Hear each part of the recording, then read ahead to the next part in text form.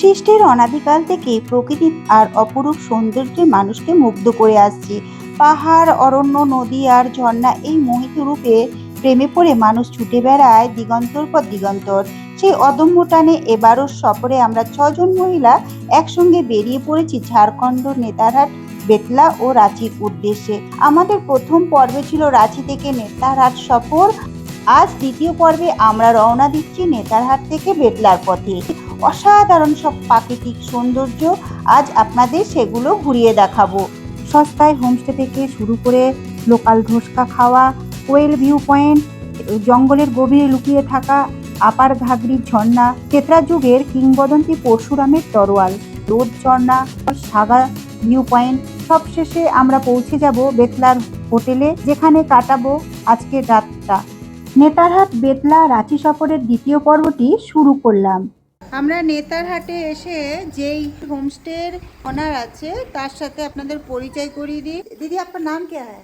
चांदनी भगत सत्य जोहार। ये हम लोग का घर, ये होम स्टे है। একদম লেকের পাশেই ওদের হোমস্টেটা রয়েছে। হোমস্টের নিচে কতগুলো রুম আছে, আলমারি, একটা টেবিল রয়েছে, বেশ সুন্দর খাট রয়েছে, ডেকোরেশন খুবই ভালো, টিভি ক্যাবিনেট রয়েছে, বাথরুম একদম বড় বড়, এখানে গিজার আছে, শাওয়ার, কোমোট, বেসিং, এখানেও একটা এক্সট্রা বেসিং, আয়না, টাওয়াল সব কিছু রয়েছে। লাইটটা দেখুন, খুব সুন্দর डेकोरेशन, एक কথায় খুব ভালো। নিচে মে সবই সেমি হ্যাঁ। উপর हम लोग जा रहा है, উপর যাচ্ছি। এখানেও একটা রিসেপশন আছে। মেন রাস্তাটা একটু উপরে এইরকম ফ্যান আছে, এসি লাগে না, তাই এসি দেয়নি। সারা বছরই ওয়েদার খুব ভালো থাকে। বাথরুমটা এরকম। दीदी गीजर तो नहीं है? सोलर गीजर है। सोलर गीजर है, चला दीजिए तो आ जाएगी। हाँ, तो आ जाएगा। উপরে উঠে ভিউটা দেখুন, ভিউটা অপূর্ব। নেতারহাটের লেক, এই দেখুন নাশপাতি পুরো ছেয়ে রয়েছে, একদম লেকের ভিউটা পাবেন। পাশের রুমটাই আমরা নিয়েছি, ওপরেও এরকম অনেকগুলো রুম রয়েছে। এই রুমটায় আমরা ছিলাম, এখানে 3 জন ছিলাম, এখানে 1 জন ছিলাম, এখানে আমরা 2 জন ছিলাম। একটা গাদ্দা এক্সট্রা নিয়ে নিয়েছি, টিভি ক্যাবিনেট ছিল, টিভি নেই, ওরা সবে নতুন তৈরি করছে তো। আলমিরা আছে, ফ্যান আছে, লাইট আছে, আর এই যে কোমোট, বেসিং, আয়না, টাওয়াল, আর এদিকে মিরর আছে। আর সেম এরকম लेक व्यू बैल्कनी আছে। दीदी, आपको नीचे वाला रूम का रेट प्राइस क्या है और ऊपर वाला क्या है? और नीचे का है 2000, अच्छा, ऊपर का है 1200-1500। 1200-1500। एड्रेस है Netarhat, lake view, Sajni homestay. Sajni homestay. এর মধ্যে ওদের হোটেলের নাম, ফোন নাম্বার দেওয়া আছে, আপনি কল করে চলে আসতে পারেন। লাগেজ রেডি হয়ে গেছে, নেতারহাটের দুটো স্পট দেখে তারপর আমরা বেরিয়ে যাব। এদের হোমস্টের নাম্বার আছে, আর এই হচ্ছে হোমস্টে। এদের আগের বাড়ি এটা ছিল, পেছনে ওটা বাড়ি করেছে, আর পেছনে লেক ভিউ, আর এইটা হচ্ছে মেন রাস্তা। আমরা এখন এসেছি নেতারহাট একটা ছোট মার্কেটে। আমাদের হোটেল থেকে 1 মিনিট আমরা গাড়িতে চলে এসেছি। এখানে একটু এখন চা ফা খাবো, একটু ব্রেকফাস্টটা করে নেবো। নেতারহাট ছোট মার্কেট, পাহাড়ের কোলে, চারিদিকে শাল সেগুন গাছ। এইখানকার লোকাল খাবার খাবো, ধোসকা। আমরা এখানকার লোকাল ডিশ নিয়েছি। প্রথমে একটা খেয়ে দেখলাম কেমন, কারণ নিয়ে যদি না খেতে পারি সে কারণে একটা থালি নিয়েছি, 1 প্লেট মিষ্টি ছাড়া মালপোয়া আর কি, আর আলু ডাল ফাল দিয়ে দিয়েছে।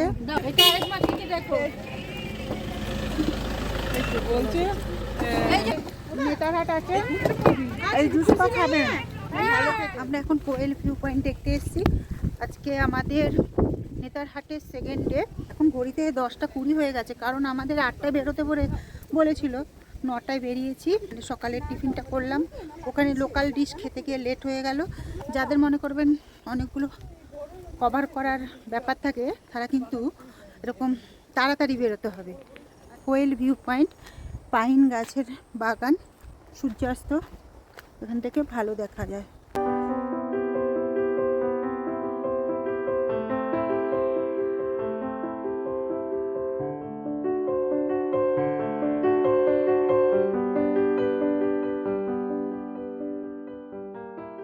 দূরে কোয়েল নদী দেখা যাচ্ছে, এটা হচ্ছে কোয়েল নদী।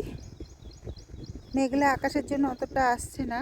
আমরা চলে এসেছি আপার ঘাগরি।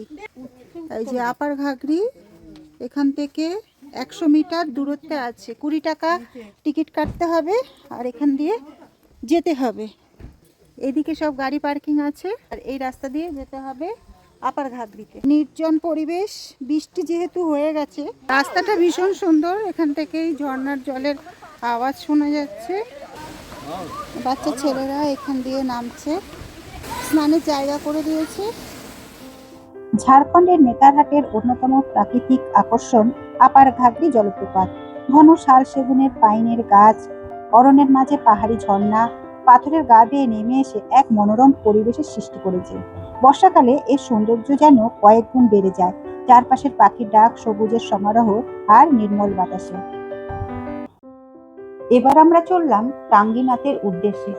ঝাড়খণ্ডের গুমলা জেলায় ডুমরি ব্লকের একটি পাহাড়ি চূড়ায় অবস্থিত প্রাচীন রহস্যময় টাঙ্গিনাথ ধাম। নেতারহাট থেকে সড়ক পথে সহজেই ঐতিহাসিক তীর্থস্থানে পৌঁছে যাওয়া যায়, তাই অনেক পর্যটক নেতারহাটের ভ্রমণের সঙ্গে টাঙ্গিনাথও ঘুরে দেখেন।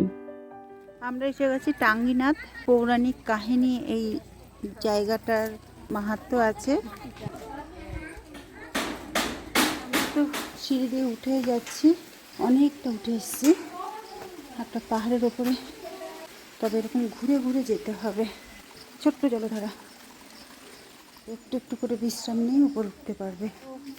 এই সিঁড়িটা আমরা উঠে এসেছি 297, না, এরা এখানকার স্থানীয়, এরা বলছে 297টা সিঁড়ি আছে।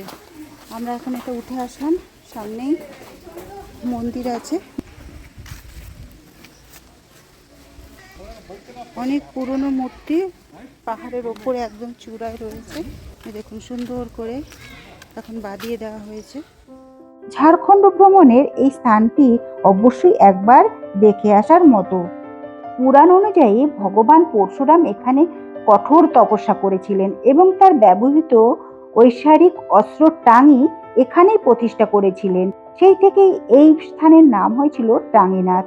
মন্দির চত্বরের শত শত প্রাচীন শিবলিঙ্গ, বিষ্ণু, সূর্য, লক্ষ্মী সহ বিভিন্ন দেবদেবীর ভাস্কর্য ছড়িয়ে ছিটিয়ে রয়েছে, যা এই স্থানের ঐতিহাসিক ও প্রত্নতাত্ত্বিক গুরুত্বকে আরও বাড়িয়ে তুলেছে। এখানে একটি বিশাল লোহার ত্রিশূল, যা টাঙ্গি নামে মাটিতে খোদিত অবস্থায় রয়েছে, যা বহু শতাব্দী ধরে খোলা আকাশের নিচে থেকেও মরিচা না ধরার কারণে মানুষের কাছে আজও বিস্ময়ের বিষয়।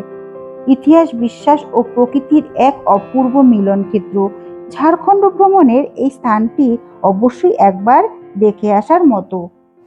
আমরা এখন আরেকটা সিঁড়ি দিয়ে নামছি। এখানে 4টে জায়গা দিয়ে ওঠা যাবে, তবে আমরা যেটা দিয়ে উঠেছি অনেকগুলো সিঁড়ি। ये माताजी को पूछ के हम लोग नीचे जा रहा है। कितना सीढ़ी है ये? 90-98টা সিঁড়ি আছে। তো এটা একটু খাড়া সিঁড়ি, আর যেটা আমরা এসেছি ওটা একটু স্লোপ আছে আর অনেকটা ঘুরে। নেতারহাট সে বেতলা যখন যাবে, টাঙ্গিনাথে এসে কিন্তু এই মন্দিরটা দর্শন করবেন, মানে দারুণ আপনার লাগবে। মাতাজি, मंदिर का कहानी क्या जानते हैं आप? बाबा भोलेनाथ और माता रानी डोसा नगर से आ करके और यहाँ पे रहने लगे। परशुराम जो थे वो तपस्या करते थे और तपस्या करके 108 शिवलिंग का भूखुट स्थापन किए। अच्छा। स्थापन होने के बाद दर्शन पूजा के लिए बैगा से कहा। अच्छा। और वही जो चंदन का लकड़ी है ना, चंदन के ताना जो होती है, वो ताना में बाबा अंतर ध्यान हो गए। अच्छा। और अपना त्रिशूल को गाड़ दिए। बाहर जो स्थान दिख रहा है जहाँ पे अभी विराजमान है, मुगल का शासन चल रहा था उस पीरियड में, उसी समय त्रिशूल टूटा है। कहा जाता है कि तोड़ा गया है। खंडित में तो दिखाई दे रहा है। जो जैसा सोच के आता है उसका हर मनोकामना पूर्ण होता है। বাহ, धन्यवाद। ধন্যবাদ।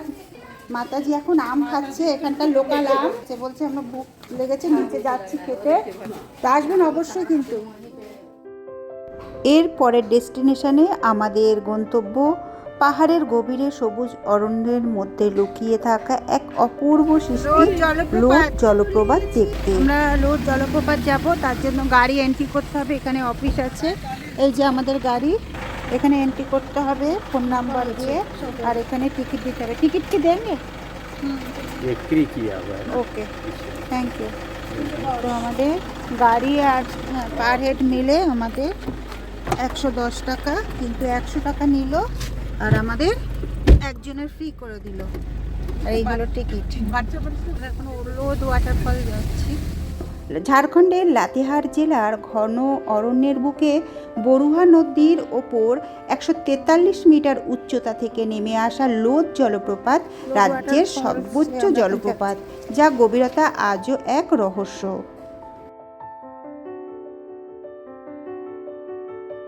লোদ জলপ্রপাতের সঙ্গে উপনিবেশিক আমলের একটি ইতিহাস জড়িয়ে আছে। ব্রিটিশ আমলে এখানকার প্রাকৃতিক সৌন্দর্য উপভোগ করতে ব্রিটিশ আধিকারিকরা আসতেন। এর গভীরতা নিয়ে একটি প্রচলিত লোককথা রয়েছে। স্থানীয় মানুষ নাকি একসময় দড়ি দিয়ে পাথর বেঁধে জলপ্রপাতের নিচে গভীরতা মাপার চেষ্টা করেছিলেন, কিন্তু পাথরটি গভীরে অদৃশ্য হয়ে যায়। তাই আজও এর গভীরতা নিয়ে রহস্যর কথা বলা হয়েছে। নির্দিষ্ট গভীরতা কোনো সরকারি মাপ পাওয়া যায়নি।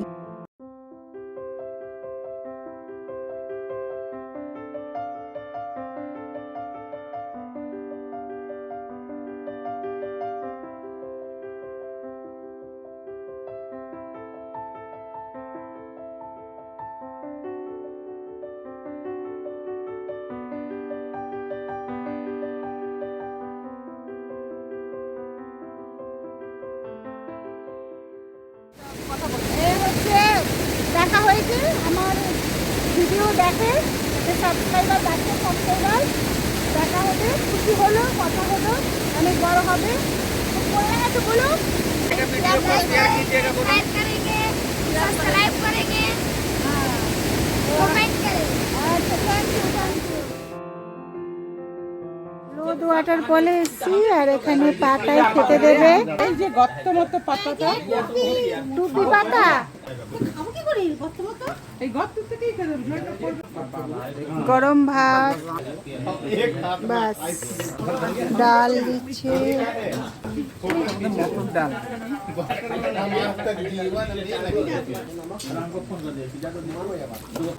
স্যালাড দিল, পটলের তরকারি, আলু ভাজা, ডাল আর ডিমের অমলেট।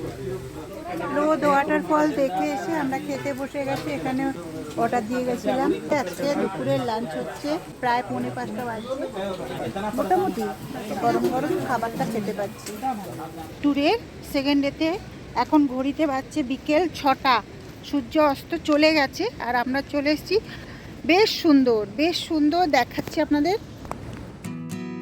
ঝাড়খণ্ডের লাতেহারের ঘন অরণ্য ও পাহাড়ের মাঝে বুরাহা নদীর জলধারায় গড়ে ওঠা সুগাবাদ জলপ্রপাত প্রকৃতির এক অপূর্ব অব্বিট ঠিকানা। চারিপাশে ঘন জঙ্গল, পাহাড়ি প্রকৃতির পরিবেশ ঝাড়খণ্ডের একটি সুন্দর অব্বিট। বুরাহা নদীর সংযোগ রয়েছে বনাঞ্চলের। বৃষ্টি নির্ভর এই নদীতে বর্ষার সময় জলের প্রবাহ অনেক বেড়ে যায়।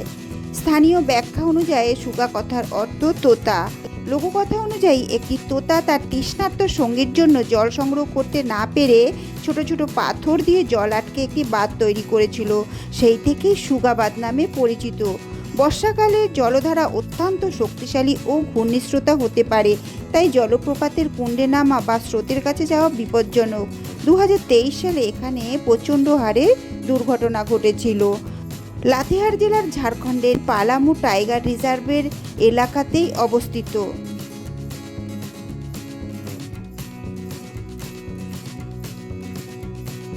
আজ আমরা দ্বিতীয় দিনের সফরে নেতারহাটের সমস্ত অফবিট জায়গা দেখে সন্ধে নামতে একটি হোটেল ঠিক করলাম। আজ আমাদের রাতটা এখানেই কাটাবো। আগামী পর্বে আপনাদের হোটেলটি ঘুরিয়ে দেখাবো এবং কত ভাড়া থাকলো সেটাও জানিয়ে দেব। আগামীকাল আমরা বেতলা থেকে রওনা দেব রাজরাপ্পা মন্দিরের উদ্দেশ্যে। পথে যেই সব দর্শনীয় স্থান থাকবে সেগুলোকে দর্শন করব। অবশ্যই তৃতীয় পর্ব আপনাদের সেগুলোকে তুলে ধরবো। আজ দ্বিতীয় পর্বটি এখানেই শেষ করলাম। আমার এই ভিডিওটা যদি ভালো লাগে অবশ্যই লাইক দিয়ে পাশে থাকবেন, আর চ্যানেলে যারা নতুন আছেন অবশ্যই আমার চ্যানেলটি সাবস্ক্রাইব করবেন। দেখা হচ্ছে পরের পর্বে।